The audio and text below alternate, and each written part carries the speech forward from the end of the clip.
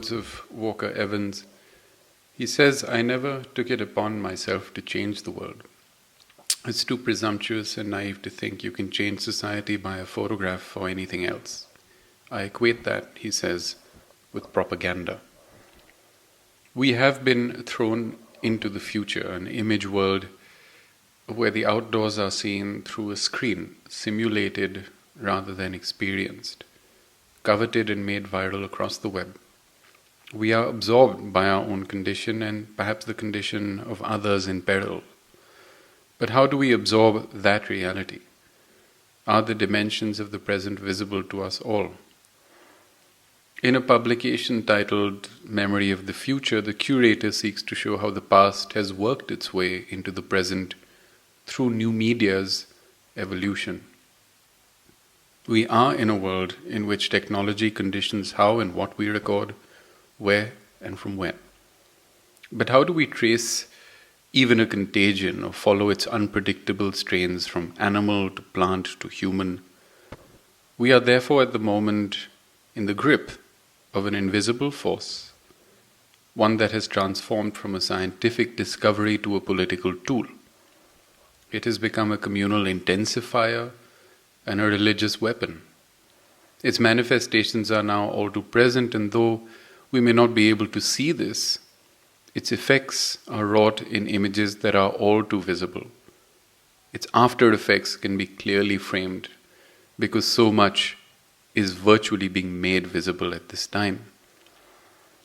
And I wonder whether these will remain also very, very salient documents of our time in the future.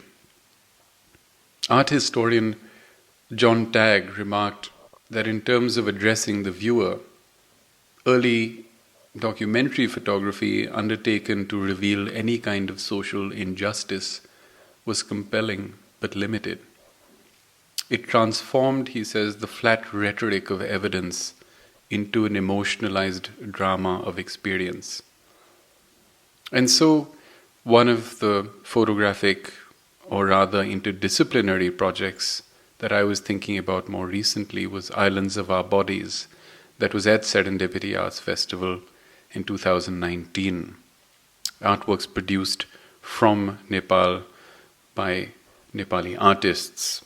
And they focused so heavily on the body, on the self, one that had to be challenged and engaged at all times. I realized to an extent that aesthetic modes, even like presenting the body, became acts of resistance. Even in the recording of that moment, that stilled transience of time, in trying to visualize something invisible, maybe like a feeling or even like an ideology, one had to eventually deal with a material process. And I think when one thinks of a festival now, we think of this implication of the material at a very, very basic level. And we do this perhaps also while trying to imagine what is going on outside. As families disappear across the border, others who come home and remain, others prevented from moving across, I wonder whether a stasis that one has encountered makes us focus on the idea of belongingness, on the idea of family.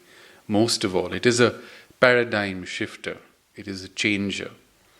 It presents to us perhaps the thematic of the unknown, the uncertain, the unstable, the spectrum of something that is personalized, but also that is slowly becoming emplaced in our current realities. Images of this moment will suggest that when we cross certain real or imagined borders, we will encounter a moment of radical estrangement. How do we make that familiar? How do we observe that moment?